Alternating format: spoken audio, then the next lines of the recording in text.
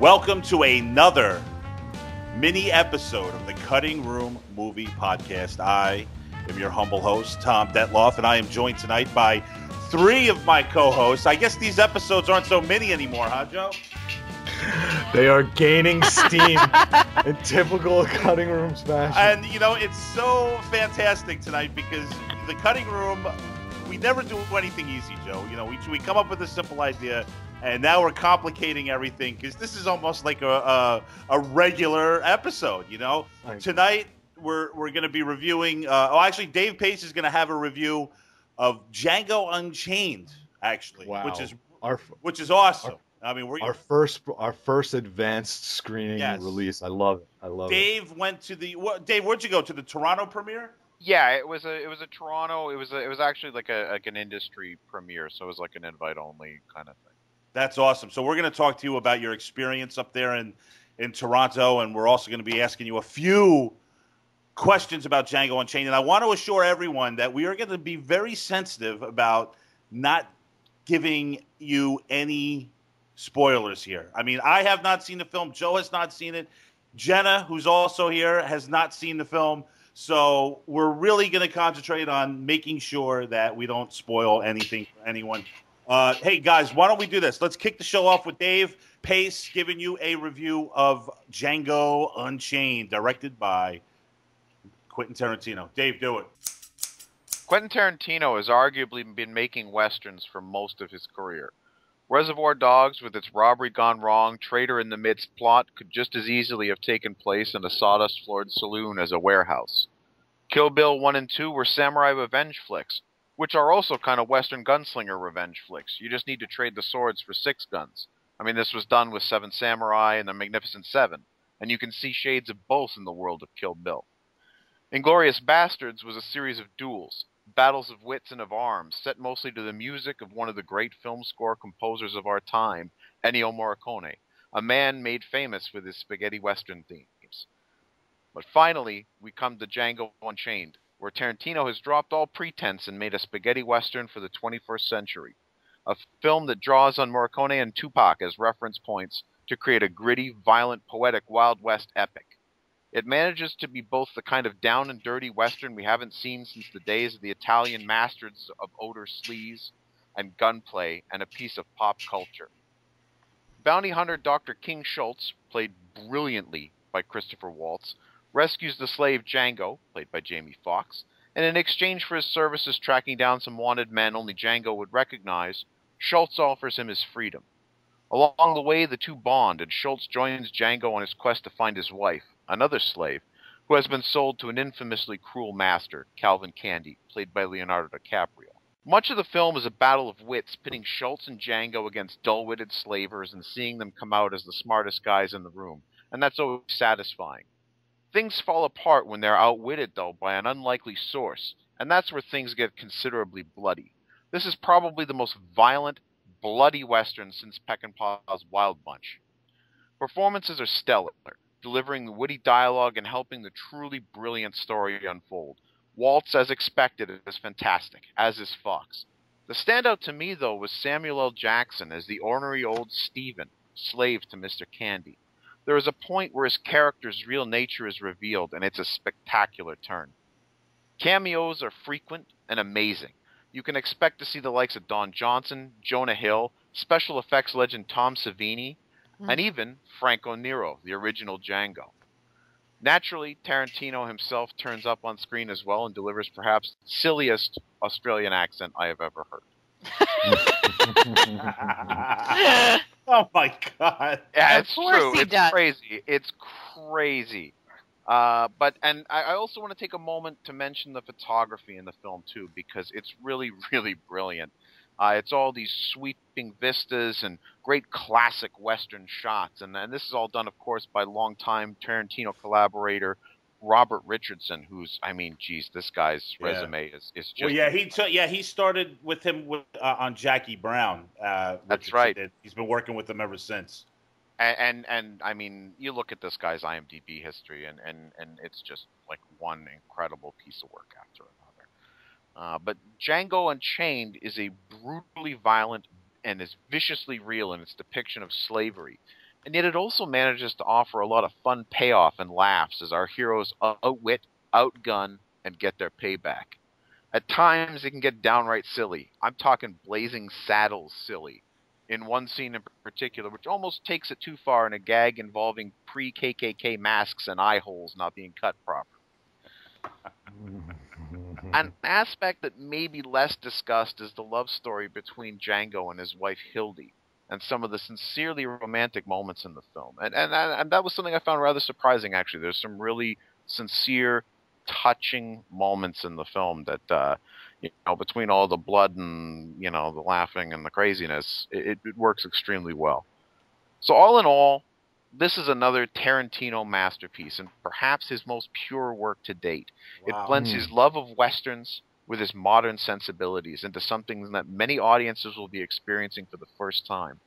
I hope this inspires people to go back and give some love to Sergio Leone, Corbucci, and the other Italian greats whose shoulders Tarantino stands on in Django. Nice. Yeah, Man. very All nice. right. Excellent job. You know what's interesting about him is that he could bring audiences to genres that they would normally stay away from. So I'm not a fan of, and Joe and I have talked about this before.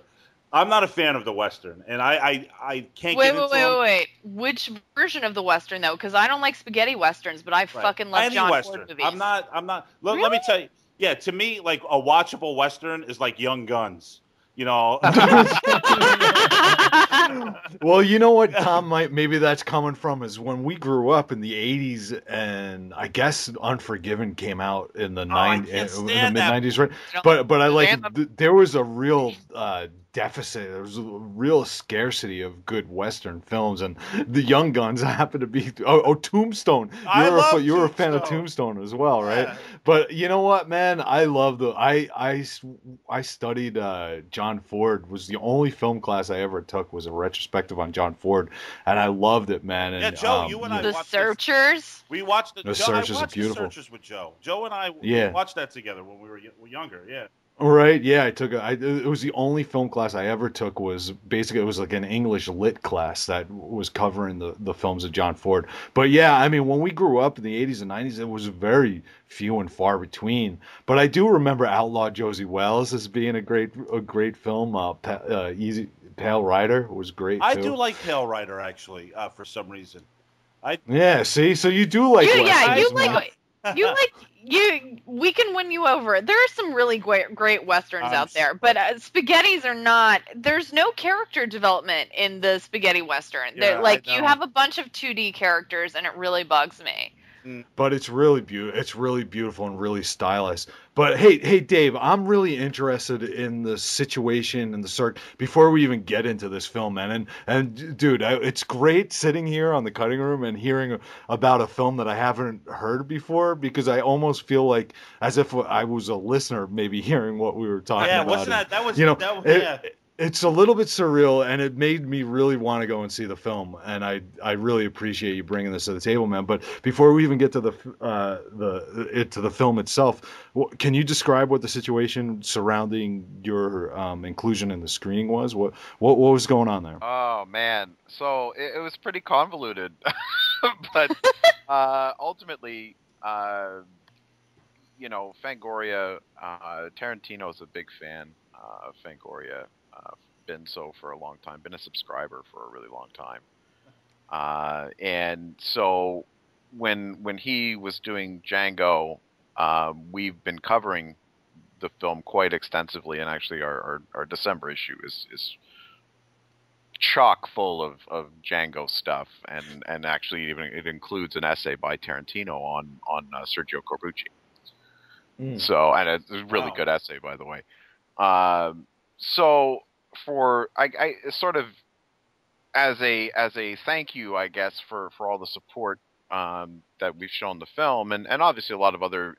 The screening was set up mostly for industry types and press and that sort of thing, and so because of our support and our relationship, we got the invite. Alliance Films was kind enough to invite us to the film, You know, So us meaning like the whole Fangoria staff, the writers. no, it's really fun. I don't know how much of this I can say, but uh, You're like so the Jack. Say it all. Yeah. So basically, what happened is You're under oath here, so you have that to say everything. I get told that we've got some double passes to the premiere of Django, and if I want one, to let my editor Chris Alexander know. And so I'm like, yeah, I'm totally in. Set one aside for me, and then I totally forgot about it. And so Monday morning rolls around, and all of a sudden I see all this stuff all over Facebook about the Django premiere in Toronto tonight. I'm like, oh yeah, I got double passes to that. Awesome, right? So this is going to be great. Hey, that's me. And I'm talking to a friend of mine, and I'm like, oh, are you going to be there tonight? And she's like, yeah, I'm gonna be there. Of course, I'm going to be there. And she's like, you're going to be there, really? And I'm like, yeah, I got passes. She's like, oh, okay, wow. And it's like, she's surprised. And I was like, why are you surprised? I thought you knew we had passes. All right, whatever. So as it turns out, I didn't have passes at all. It was for a screening next week. Okay. And it just through like a really bizarre series of really lucky circumstances, and the fact that I have some good friends. You showed up looking so classy, they let you in anyway. No, it was more like, oh no, I'm totally screwed because I'm already halfway there. I drove in from Hamilton, and what I usually do at those big premieres is I go to the front door and I let them know that I know Max Cook.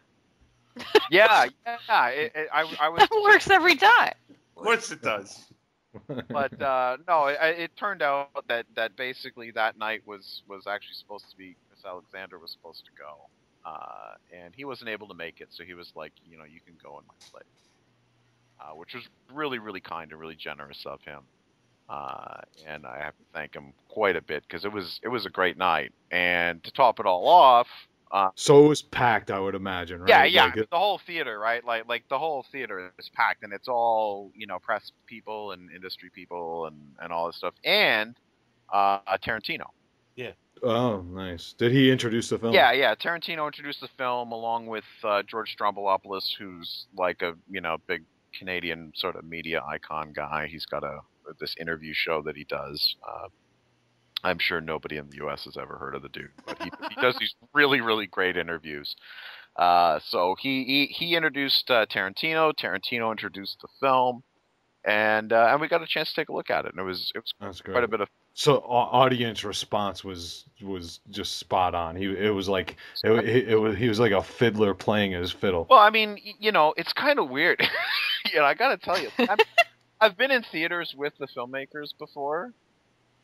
But never a filmmaker that big, right? And now, big? Do you mean because he's been putting on a lot of weight because in his middle age? He's looking good. Is he really? Yeah, he looks great. And I saw him on the Sandy Relief concert last night, and he looked, Dave. He looked a little heavy, and I know heavy. Trust me. Yeah, and I know what he's doing. He was wearing a big hoodie sweatshirt because I do stuff like that because I'm. No, he was in a suit. He had like a black, suit. I bet like as black as Slimming. I don't know. Yeah. We're talking. By the way, we're not talking about Django Unchained. We're talking about Tarantino's weight. But so he introduces the film, and you're sitting there watching the film with the filmmaker, and is it awkward for you? I mean, I know. Listen, I know you've been in. You're part of a lot of local screenings and all this stuff. It's a completely different situation, all right? Yeah, it is. It's totally different because I mean, it's fucking Quentin Tarantino, and he's sitting right over there. Like he wasn't like in like a private. He was just like sitting right in there with the audience. Did you get to go to an after party or like talk to him later or like kiss his feet or something? I did. I got to go to an after party, which was a lot of fun. Probably. I mean, I've been again. It's like okay, I've been to some after parties and film receptions and things like that, but never on this scale. Like never. I've been to one, Dave. I went to an Oliver Stone premiere one time, and yeah, it's really quite an experience. It was unbelievable. But the crazy part is that we get to the after party and we're all psyched, and I get there and I meet up with some friends of mine, and it's like well Quentin's in bed. He didn't even come to the party. Right. It was kind of a bummer, but it was really nice. I got a chance to see some friends that I don't get to see very often. Cool. So now you call this maybe his masterpiece, or maybe the culmination of all his films. So it's really that good. It's better. You feel like better than Inglourious Bastards. Do I like it better than Inglourious Bastards? Yeah. Yeah, I do. Really? And I really love Inglourious Bastards. Like that's a film that I've actually kept going back and watching over and over and over because I love. I think that movie's incredible. The play between the characters, the interplay and the duels that are happening between the characters in that movie are so fun to watch. Right, and I mean, you said it becomes a battle of wits at one point between the two main characters and the slave owners, I guess. The whole a good half to 3/4 of the film is dedicated to basically a con job that they're running on a slave owner, and it's so great to see, and just watching Christopher Waltz fuck with people. Right. Dave, let me ask you this: how and I'm sure Tarantino had a field day directing this. How was DiCaprio as a bad guy? Yeah, DiCaprio was good as a bad guy. He was really sleazy. It was great. I can see that. Yeah, it's a different role for him, right? No doubt about it. Dirtbaggy dude. He insists that everybody calls him, Monsieur Candide. But then, Waltz goes to speak French to him, and they're like, no, don't talk French to him. He doesn't speak any French. Don't embarrass him. But he loves French culture and all this shit. It's really funny, and it sort of sets up the fact that sort of Django and Schultz are kind of always the smartest guys in the room. Right, and they're always kind of 2 steps ahead and way more clever, and it makes their contempt for everybody around them so much more powerful. All right. So, but does DiCaprio play a smart villain? No, he's a total moron. Oh, he is. He is a. Is he really? Yeah, I mean the Candide character is just this totally decadent piece of shit, basically. He's into his thing is that he's into Mandingo fights, right? And so he gets slaves to fight each other to the death, and that's the thing he's into. I mean, besides cotton and hey, that brings up sort of an interesting point, because I remember back, I guess it was during Jackie Brown, Spike Lee took umbrage with Tarantino sort of laying claim to the blaxploitation films of the 70s or whatever and using them as references. And here you have this white Italian guy directing and telling, I would assume, scores of slaves to be out in fields picking cotton. I mean, was there any sort of being self-conscious of racial issues or anything kind of like that? Or I mean, he treats the slaves with respect. I would imagine he has to, but is there any sort of uncomfortability factor in just knowing that this guy's sort of assuming the position and speaking for a class of people that he's not a part of? Well, I think there's definitely people who are going to be uncomfortable with it. As far as I know, I think there was a count done of the number of times the N-word appears in the film, and it's about 109. Wow. It's a huge amount. And of course, Tarantino drops it at least once himself, right? You know what? I don't remember, actually. Oh, shit. I really don't remember, but I think he does. With that really silly Australian accent. But well, I mean, the film is set up as basically the last bunch of films that were Tarantino's is it's a revenge picture essentially at heart. I mean, that's the essence of the plot, right? So I mean, he puts a black character in the titular role here, so he's this is something that is gonna win him. Or allow him a certain amount of latitude, because it's a black hero who's exacting his revenge on slave owners. I mean, it's not like he's exploiting them per se. It's just that he's somehow in love with them, and feels to a certain extent like he has because of his love of the black exploitation films in the 70s, he has a right to sort of step in here and make films, that are homaging these films, I guess. The objections that I've heard so far, and they're really bizarre, but like the biggest stuff has been coming out of like the Drudge Report and stuff like that, where they're really. Yeah, of like all people. The Drudge Report. Yeah, no, of all people to take like serious umbrage with the film, it's been a lot of right wingers, and their anger seems to be coming from the fact that they're like, this is a white guilt movie. Right, really? and it's see, don't you see, black people have always wanted to kill us, and they've really latched on to Jamie Foxx's making comments on Saturday Night Live about how, I get to kill the white people. Oh. Well, that'll only help Tarantino's cause, actually. Yeah. So that's playing. I mean, but it's pretty outrageous. Thanks, like, Drudge. There's a lot of really crazy hyperbole out there. Yeah, that seems kind of absurd. It's really nuts. It's really, really nuts. But it's hilarious. Like, reading it is I spent a good hour yesterday reading Drudge comments.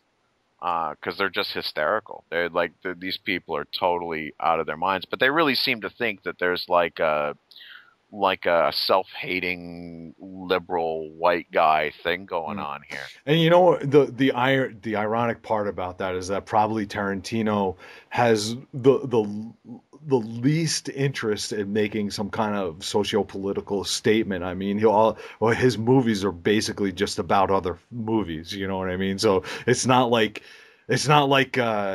Steven Spielberg's Amistad or something like that, or Schindler's List. I mean, where Spielberg is making a comment and doing his part as a citizen to put forth the movement or anything like that. Tarantino's basically just making a movie about other films. Well, I would say. Like, I'm not a huge fan of, like, Family Guy or anything like that. I find all of that stuff that's, like, overly referential, where you can't understand the joke unless you've seen the source material, to be really aggravating. I don't think it's funny. I think it's, like, excessive. Music critics do it, too. I would say, I don't know that Tarantino has a political agenda necessarily, but I do think he thinks about some of this stuff. And, like, I really appreciate that, like, if you're a super cinema fanboy like Tarantino is, you can figure out what he's referencing, but you don't have to have seen the source material in order to enjoy the entire film. No, but he's a singularly talented filmmaker. But it seems like, to me, my opinion is that his films are ultimately empty. In a lot of. Like, they're mostly artifice, and so his films are, revenge pictures. So he's deriving even his plots. But as you're watching, him put out more and more work now over the years. I mean, this guy's been directing since 1992, and you're right, Joe. Most of his films are, just homages to other, directors and other films, other actors, so on and so forth. But, with Inglourious Basterds and now Django Unchained, now I haven't seen Django Unchained, but he might be inching toward to maybe trying to say a bit more about. I think so. Yeah, I mean, I don't think so. I think that it's the same deal with Kill Bill. As much as Kill Bill is a feminist film, this is I would venture to say, and I can guess that this is that as much as Kill Bill is a feminist film, that this film is an anti. Racist film. I don't ever need to see Kill Bill again. I actually am not a huge fan of that. I love Reservoir Dogs, and then from Death Proof on, I think those are all amazing. I don't even think I need to see Pulp Fiction again. I've seen it 3 or 4 times, and I'm good. It's funny, it's interesting, but it's not. I don't think it holds a candle to Inglourious Basterds. You see, and then it's the same thing with Inglourious Basterds. I mean, it's ostensibly, I guess, an anti-Nazi film, but really, it's not really. I mean, Dude, all it is burns just Hitler. Of course, Hitler. but you know what? To me, that film is more about the Nazi exploitation films of the late '70s than it is about making some sort I of. think the real crux of the matter in *Inglourious Bastards* was about the French girl whose name I can't remember right now, Shoshana. Shoshana. Like, I think the main point of that was like her sort of sacrifice and her revenge. Not like I feel like the Americans over there was kind of farcical, but like I thought the main crux of it was that Shoshana ultimately, like a lowly Jew, brings down the entire Third Reich. Yeah, and also Michael Fassbender's amazing. Period. The end. Michael Fassbender. I'm gay for Fassbender. I'm going to say that right now. I'm gay for Fassbender. Yeah, I hear you. He has two actors in here that I do. Oh, Tom, you there? Yeah, I'm here. Oh, I'm sorry. You spaced out there for a second. All right, I'm back. He's screaming it. Yo, Dave, listen. He has James. Am I correct when I say that James Remar and James Russo play brothers in this movie? Yes. Oh my God, that's I love brilliant. That is just brilliant. Yeah. Only Tarantino could pull something like that out of his ass. Remar and Russo are playing brothers. You know, I mean, on the subject of sort of what Tarantino may or may not be trying to say, I think I'm a little column A, a little column B. I think he ends up saying something. Is it intentional? You're not sure. Well, I mean, I think it happens along the way. I think the starting point is, wouldn't it be awesome to make a movie about Jews getting revenge on Nazis? Or wouldn't it be awesome to make a movie about this, like, you know, black slave kicking some ass and killing some slavers? And then... Yeah, killing some white people that yeah. deserve it. They've been waiting for that all along. Yes. I mean, I think that's exactly. Who else is making movies of it? Yeah, who would even think about that? You know what? Let's make a movie about a slave who fucking gets revenge on the white assholes. You know, that turned him into slavery. And then I think if anything, take that, Glory. Political message comes out of that, it's in the process of taking that from an idea that you get, you know, sitting around smoking hash with Brad Pitt to, you know, something more, right? Yeah, I mean, you know what? The smoking hash thing is pretty funny, but you know, you got to give the guy credit. I mean, he's incredibly talented and incredibly smart. The story in Django, I mean, I gotta say, like, it's well crafted. It's really damn well crafted. And it's fantastic. He does really amazing storytelling. He is a really gifted writer and sort of like he really knows how to tell a story backwards and forwards. You always, no matter how horrible the characters are, you always empathize with one of them. Whereas Django, which we're about to talk about, the 1966 version, I don't give a shit about any of those characters. But that does lead me to a question: is there mud wrestling in this film? Okay, so. To sort of cross over between the two Djangos here, first of all, the opening sequence of the 66 Corbucci Django is pretty much spot on the opening of Django Unchained. I knew coffin and all? No, but there's like, instead of dragging the coffin, it's like they're dragging slaves through the mud. Right, and it's the same theme music and the whole night, which I love that music. Really, great song. Adore the song, and it works so well. So there's that, you know, there's sort of that echoes back to the '66 Django, and there's like, I wouldn't say that there's mud wrestling. I mean, there's the whole Mandingo fighting thing going on. That's not the same as three hookers fighting in the mud. No, it's not at all. It's pretty brutal, actually. The Mandingo fighting is particularly nasty. So he uses that opening sequence, Dave. Does he use anything else? Yeah. Because when I was watching Django, I was thinking to myself, there was that one scene where the bad guy was shooting. It was letting the guys run, you know, across. Oh, yeah. And I was like, I just could see that being in Django Unchained for some reason. There's a little bit of that in Unchained. Yeah. But what I think it's more thematic in that the sort of racist brutality towards the Mexicans that you see from the Major in Django, you see in the slavers, like literally the brutality towards the black slaves in this movie is harsh. Like it's extremely harsh. And the original.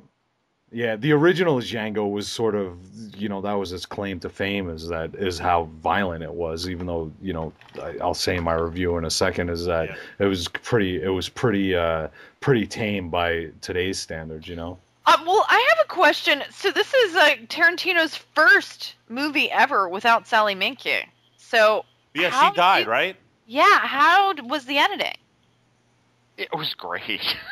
I hate to say it. God rest her soul. Yeah, I mean, I almost feel bad for saying it, but it looks great, right? I mean, you're Quentin Tarantino. You can go out to the market and say, hey, Well, she was different though. Yeah, it's like a lifelong partnership, like Martin. Yeah, no, I knew. It was like and I heard from a friend who knows someone in the industry, and he was saying that they were recutting that movie until quite late. Yeah, they were. I also know from someone who knows that word on the street is that there was a lot of. It wasn't an easy process, right? And of course it wouldn't be. I mean, you when you lose somebody like that, obviously there's going to be an impact. And I think there are probably people who might say Django runs a little long. Okay. I didn't feel it, but it's almost 3 hours long. Oh. Wow. And I didn't feel it at all. Like, I think that there's there's a few like false denouements in the film. Mm-hmm. That you're like, oh man, it's gonna wrap up now. It's gonna wrap up now, and then nope, we're picking back up again, and something else is happening. Mm-hmm. And it's all executed very skillfully. But it's very, very well done. But again, I understand that it took a bit more, I think, to make it that way. From my understanding, like Sally was actually really good at working with Quentin and just sort of like convincing him to like pare it back, like because he'd be so excited about every frame of footage that he shot. Yeah. Like, totally unsurprising considering if you see this guy in interviews, like, it's just like, well, that is not mind-blowing at all. But, like, she really had a knack for being like, no, we should really, like, scale this back and, like, make it tighter. And she could convince him, and she did really great work. So that, I feel like that's probably a valid complaint. I still think it's going to be 3 hours of awesome, but, Yeah, I mean, ultimately, I think it would. I mean, I've only seen the film once at this point.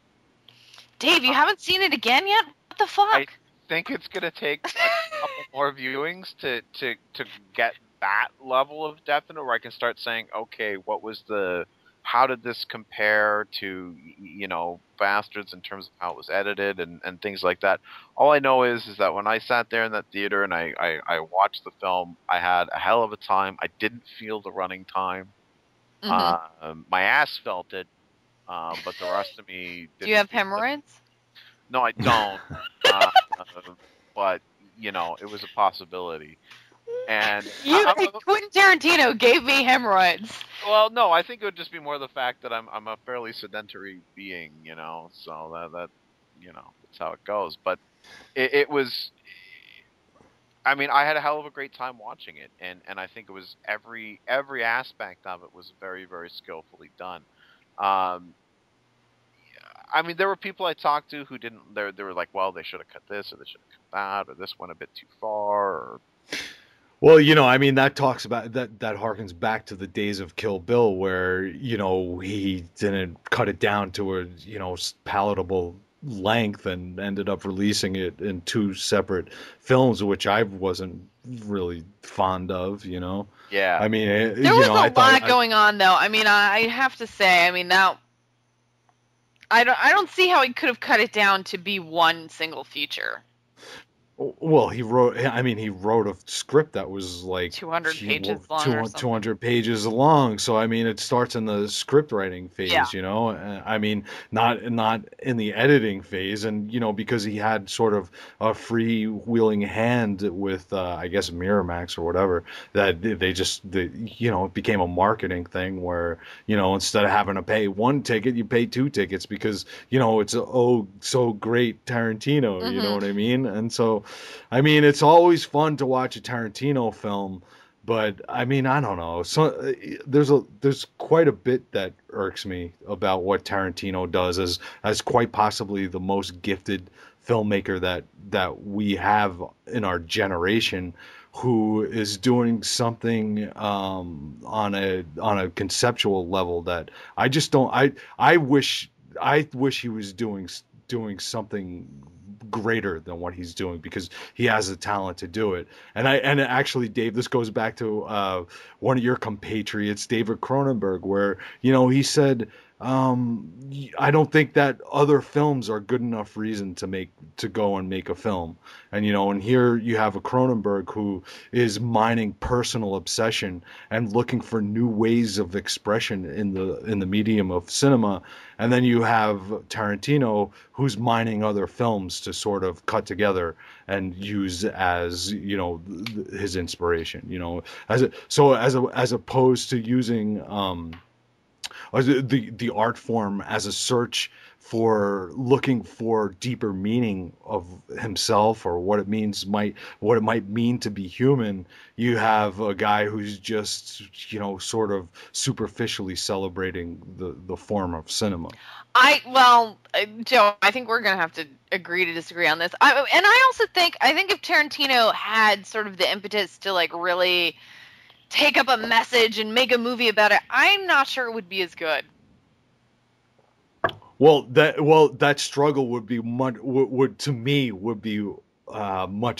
more worthwhile to look at than watching, sort of, waiting 8 months and paying 2 movie tickets to see Kill Bill is not one of my favorite. Let's just. I'm not saying that it is, but I'm just saying I just feel I feel that here's a guy who's not wrestling with himself or his craft. He's just sort of just making artificial homages to other films, which are a blast to look at, and he does it better than anybody else. My beef is that here's probably the most talented filmmaker of our generation who's not doing who's not using the craft. He's not doing what you would do. No, it's not that. What great artists do. I'm not talking about what I would do. I'm talking about great artists from the beginning of time to Cronenberg and David Lynch and Michael Haneke. Well, who believe in the transformative properties of cinema and the illuminating potential of cinema. But we're talking about the age of reality television. Is Quentin Tarantino not the filmmaker of our age? Like, doesn't he fit in perfectly with that entire sort of like microscopic, like your life is on display worldview? Like, isn't everything superficial, like reality TV that has writers?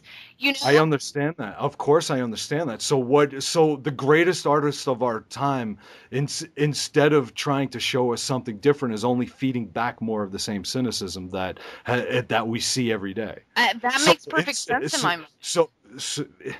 But I know you're sad. Well, it's disappointing. Yeah. Right. So I mean, why? But Michael, like Haneke, is he still believes that there's power, that film is alive, and that there's power in film, and he's looking for new ways of expression in the medium itself. He hasn't given up on it, and he doesn't present it to us in a form where Tarantino is like, well, this is an empty form that's essentially meaningless. So what I'm going to show you is the meaninglessness of the society we live in, instead of paving the way possibly for something new and meaningful. Well, I don't think Tarantino thinks like weighs too much into that like self-converse. Like he does not. I think that he's absolutely a brilliant and smart man who knows exactly what he's doing, and I think that he's taking his cues from Godard, who basically who started what this track that he's on, which is making films that are assemblages of genre convention. And ultimately that becomes a cynical statement. But what the difference with Tarantino is that he's a master at the craft. So what we have is a beautifully crafted artifice. And I just find sustenance in other filmmakers. I love what Tarantino. I love watching a Tarantino film because of the craftsmanship of it, and how singularly he can handle the craft of cinema. But I feel always a deep sense of regret and disappointment walking out of there, thinking that this might be the greatest filmmaker of our time, and he basically his regard for the craft is one of cynicism. Well, there will be other filmmakers. We will not stop making movies anytime soon. But I mean, I don't have a problem with it. Sometimes things can just be fun. I mean, cinema's heyday was back in the Depression when people would spend their last nickel on going to the fucking theater, and they just wanted to get away from it all. Like, how much does The Thin Man speak to you? Not that much, but I fucking love that movie. Or My Man Godfrey. Well, sure. So leave the mindless cinema to lesser artists. Leave it to the leave it to the Michael Bays and even leave it to the Ridley Scotts. Leave it to those guys. Let the immensely talented filmmakers mind the human condition. But this immensely talented filmmaker only wants to do what he wants to do. He's a fanboy.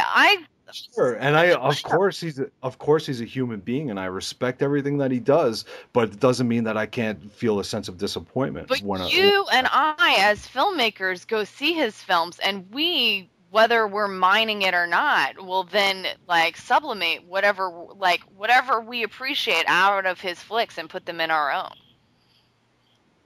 Oh. Well, I'm not sure. With anything, yeah. I mean, every movie I see, like, I didn't go to film school.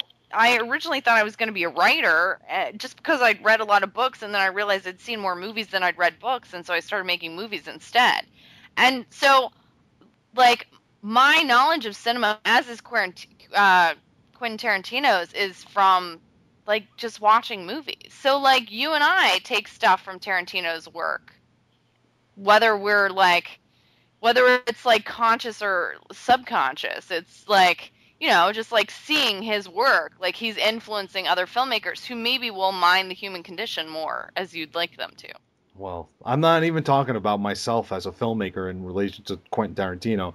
I'm just talking about as a lover of film. But just imagine, like, young filmmakers watching Tarantino movies. Like, they can... Right, and so that's exactly what I'm afraid of. That's exactly what I'm afraid of, because I've come to the realization that I know that I'm not going to choose to try to produce more artifice. I would much rather turn to a David Lynch or a Cronenberg or a Haneke.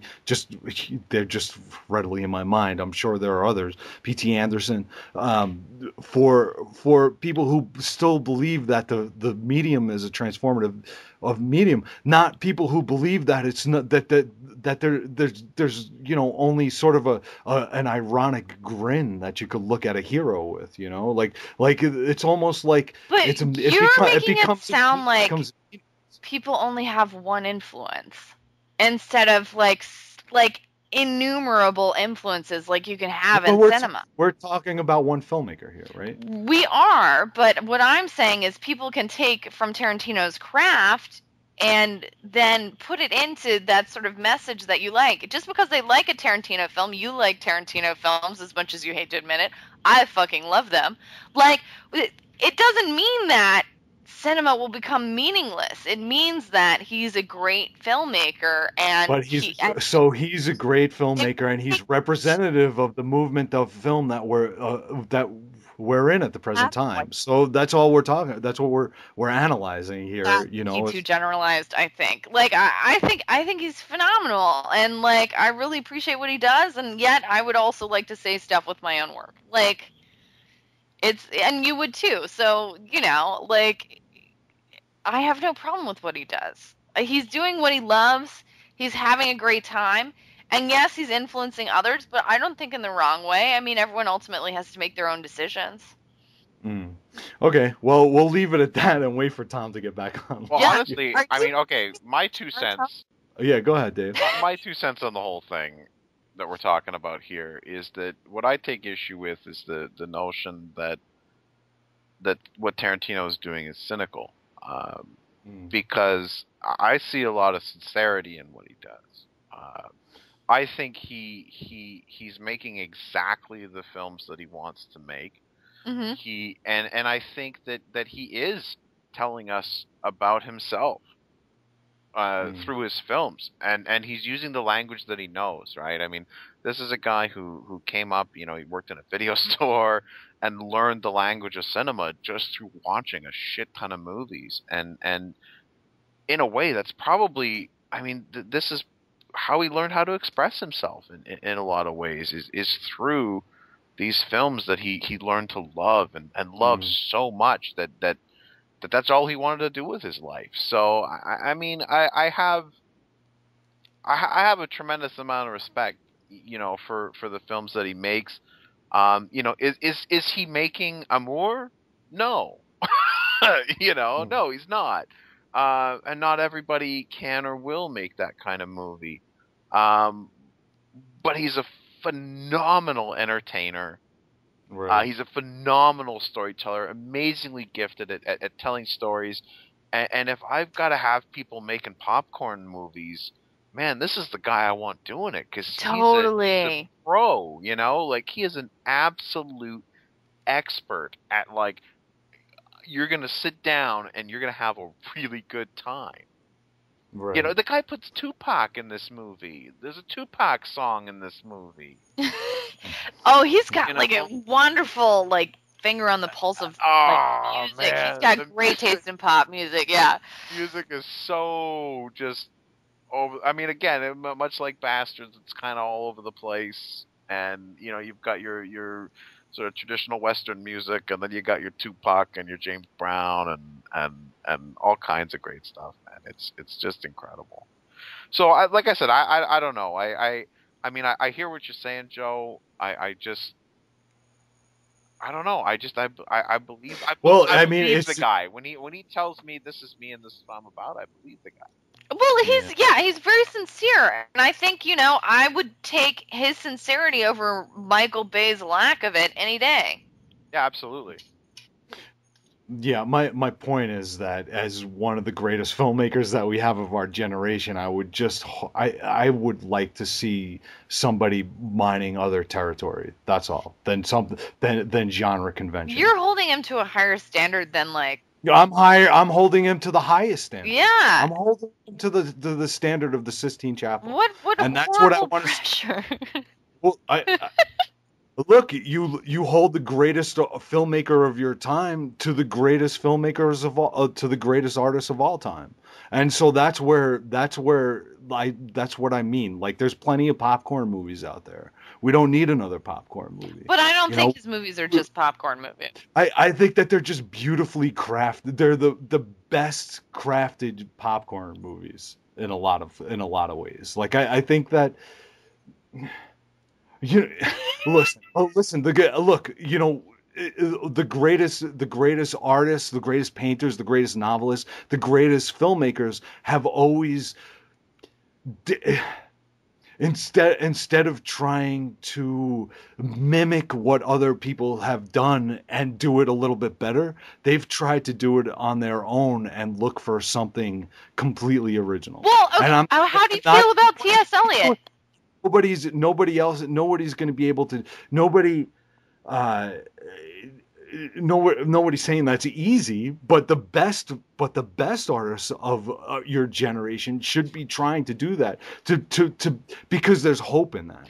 And without that sincere sort of mining, then it becomes empty to me. But how do you feel about T.S. Eliot? The Wasteland is one of my favorite poems ever. I read it at least twice a year, every year. I love T.S. Eliot. Well, so what do you say about his mining? I mean, he basically compiled an epic poem out of other people's works.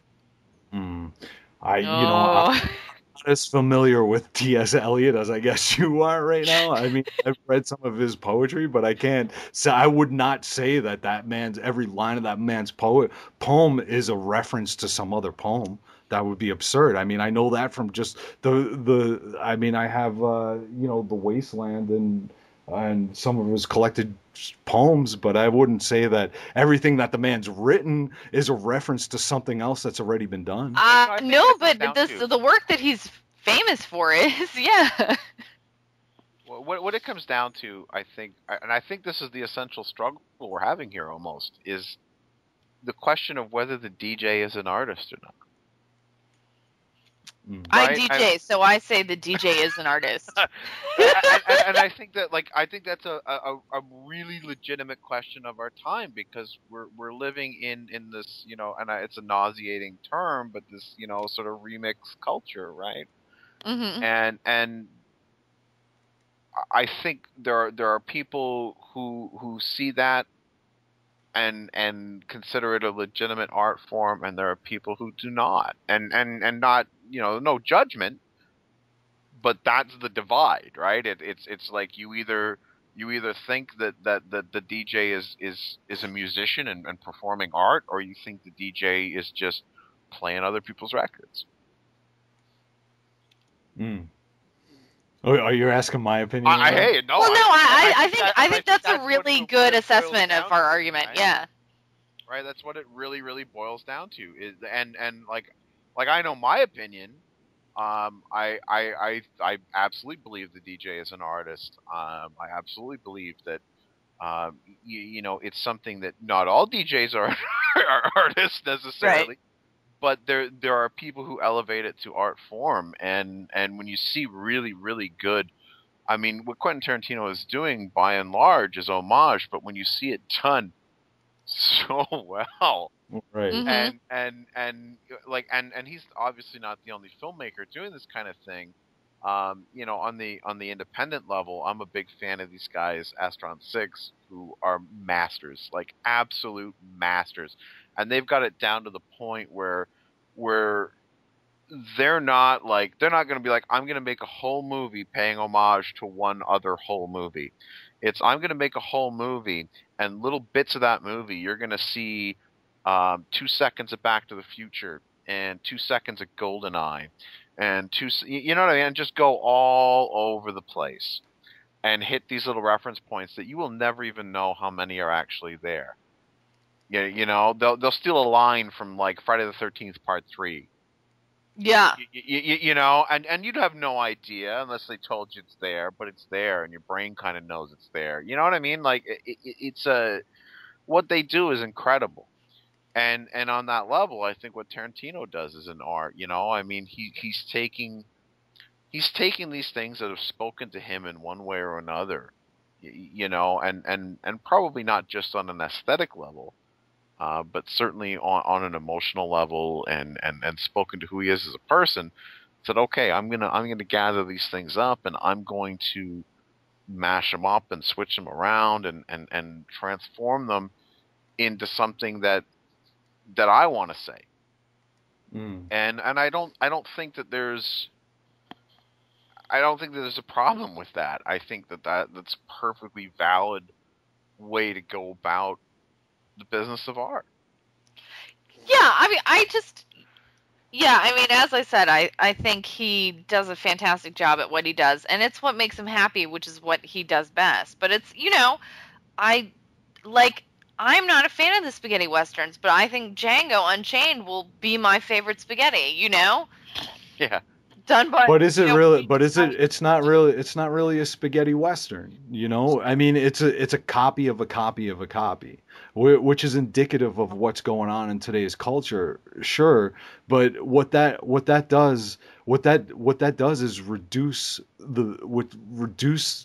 what it means to be alive to essentially meaninglessness. So there might be something that, like in those original John Ford films and the original westerns, where there's these true, genuine myths that people go to look at, to learn about themselves and about their lives. It gets copied onto the spaghetti westerns, and then to the Corbucci copies of those spaghetti westerns, and then copied onto Tarantino. And by the time it reaches you, it becomes only about the third Xerox copy. And everybody, I mean, that when you find a Xerox copy that's 4 generations gone from the original, I mean, it's almost illegible. But I guarantee Tarantino has seen all of the John Ford westerns. Of course he has. Like, so but, it's not. I mean, he's combing that source material too. He didn't sit down like John Ford did and think about what the mythological implications of this hero are, and search for new ways to express it or present it. I mean, Tarantino is sitting down there and looking at those Ford movies and being like, look, I could steal that, I could steal this was great, this really moved me, but I'm going to put it all together. And then all of a sudden it's not about what Nathan or what Ethan in The Searchers was out to do. It's about what his hero is about, what Django in '66 was doing, which was influenced by Fistful of Dollars, which was influenced by Sergio Leone. So what we do is reduce the meaning of our mythology to essentially mindlessness. I just disagree. I don't see that. Don't accept it. No, I disagree. I think he's saying a lot more than you're giving him credit for. Okay. I'm okay. Well, I'm saying that the argument is valid. I'm saying that that's the divide. That's literally the divide in our modern times is the the sort of the people who don't believe that the remixers are necessarily contributing much to the conversation. Well, okay, so the remixer, we're in a postmodern society. The remixers, as you're calling them, Dave, are basically their comment on the culture that we're living in is a meta comment in that it's not about the text of what's being presented, it's about how it's being presented. So it's not about the characters in the film, it's about the film itself, which goes back to the modernist painters, which isn't about what's being represented by the painters and the novels as well, but it's about the surface of what's being painted. And my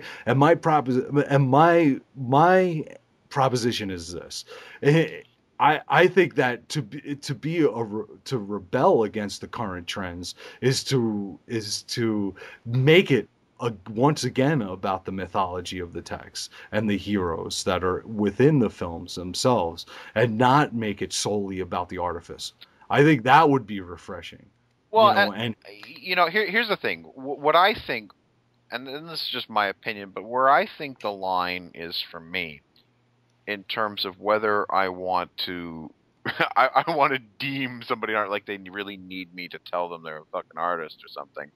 But the thing that says to me, wow, this is elevated, beyond just, whatever, is whether or not it can stand on its own as a piece of art. Like if I had no idea, if I had no clue who Sergio Corbucci was, I had no fucking idea what a spaghetti western was. I had no idea. I hadn't seen any like John Ford movies. If I didn't even know who fucking Clint Eastwood was, and I sat down and I watched a film like Django, and it managed, because again, if I knew nothing about any of those things, I could still watch Django and see a story about these, anti-heroes who But are. this is gonna make Joe more upset, though, right, Joe? Because you don't want that. It's not that I don't want it, Jenna. You're not hearing what I'm saying. You're being very defensive about it. I think it's what you're talking about, Dave, is that the craftsmanship elevates it above the. No, he's such a good storyteller. The craft of storytelling is what we're talking about. And he's a brilliant craftsman. There's no denying that. There's no one's arguing that. See, okay, so to bring it back to music, because I like music. I'm big into music. I mean, I'm not a musician or anything, right? But I enjoy listening to music, and it's been a big part of my life. So when I hear like a remix of a song, right, and I'll hear like a DJ, throw on a good mix or something like that, and there are some that I'm like, oh wow, that's really great, because I can hear bits of songs that I know and like already, and recognize the samples and recognize where stuff is coming from, and I can say, okay, that's pretty fun, and I can enjoy it on that kind of a level. Mm-hmm. But the people that I really admire are the people who can take stuff that, whether I've heard it or not, whether I know it or not, present it back to me in a way that I look at it as a completely new object, and I'm encountering it in a way that's like, wow, okay, you've recontextualized this for me, right, and made me approach it differently. Yeah, and right. I think to me right. that's kind of where the line is. Like, I enjoy both. Both people can do great things, but it's that one subset of people that I think are really the artists here. Right. And so what Tarantino's art is the way that he presents the stuff that we're already familiar with. Like it's what he's adding new to the medium is not necessarily the way that he crafts the thing itself, but it's the way that he assembles it. So the art of being a DJ, to use your example, is in the assembly, not in the music, not in the song. So to go back to your musicality question, in the there's a sense of musicality you need to have in the assembly, right? Like, for example, one of my really big, like, absolute favorite remixes right now, DJ called Soul Wax does this awesome remix, and it's Iggy and the Stooges, No Fun. Really, really simple mix with a Salt and Pepper tune. What? Which one? And it's push it, right? Fuck yeah! And you throw those two songs together. I'm gonna YouTube that. It's per YouTube it right now, because it's fucking perfect, and it's like, I know both of those songs so well. I know both of those songs so well from, like, that same period in my life. It was like fucking high school dances and shit, and then what I was listening to at home, and I know them so well, and yet when they get mashed together in that way, it's like, holy shit, it becomes something else. It's revelatory. It becomes something else. It's totally revelatory, and you're like, wow, I'm totally looking at this in a different way. And to me, that whole that whole album, by the way, there's a whole album of these remixes that it goes so far beyond. Like I'm a big fan of Girl Talk as well, right? But I don't see Girl Talk on that same level, because mostly Girl Talk, I have fun just like, oh, okay, I hear a song, oh yeah, I know that tune, oh okay, that's cool, and it's just something I can kind of enjoy. But when I hear a really, really good mix, it literally forces me to re-engage the whole thing and to take it as a whole new entity. Right. I mean, when you put things together, when you juxtapose things together, then they become something else when they're next to each other. Joe, what do you feel about remix? How do you feel about remaking old films? I think it's the activity of cowards. Really, always? Almost always. I think there are some great remakes. I'm sure that of course there are some great remakes, but I mean overall, I think it's cowardice. And what about adapting from a novel to a film? Or any work, I guess. I think that the novel, in order to be adapted into a film, needs to be adapted very loosely, for it to become its own entity, so it operates within the language of cinema. So that's what Dave is saying, which I totally agree. Like, Dave, I think that's like a really excellent analysis of, like, you've gotten to the heart of the matter here. Like, I think it's really important that if you're borrowing from another artist or other works or whatever, that you bring it into your own and put it through your own lens. And I definitely think that Tarantino does that, and he brings something new into the world, even though he's spewing up a lot of other already been done stuff. Yeah. Right. All right. And that's the thing. Again, to put it back in the context of a song, if I'm throwing a Tarantino track on, am I bobbing my head because I'm recognizing the music that has gone into making it, or am I bobbing my head because what he has made with that music is doing something for me? Right. And I think that's the critical distinction, right? And I think that's what separates sort of the wheat from the chaff here. You've kind of got lesser filmmakers who you're seeing the numbers that they're painting by, and you're kind of bobbing along to it, and then you've got people who can just bring it full on, and it doesn't even matter whether you're aware of the homage or not. It's rocking you. Yeah. Right, and it's always fun. So I mean, I wanted to play devil's advocate here, so I threw it out there. And you did a great job. And I got Jenna a little bit, her panties bunched up a little bit. Oh my God! Would everyone? Which I like to do. Even on the show, we still have to mention my panties. That's right.